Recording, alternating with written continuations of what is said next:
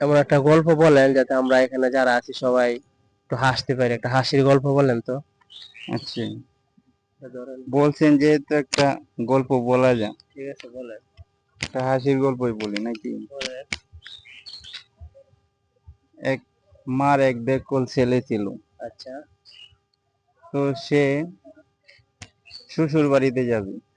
হ্যাঁ। তার মা বলল যে বাজান, তোর শ্বশুর বাড়িতে কি কিছু খাবার নিয়ে আসিস। আচ্ছা।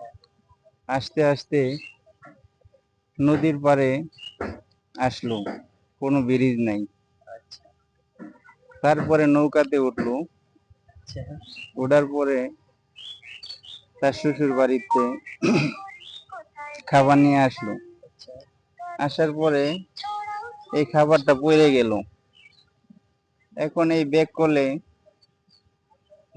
নৌকাতে নাইমে হুম। খাবার খুঁজতেছে।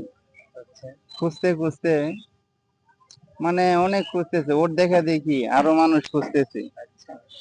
কিন্তু সবাই জিগায় কি পাইছো, কি খুঁজতেছো। তো ওই ব্যাগ করলে কিছু বলে না।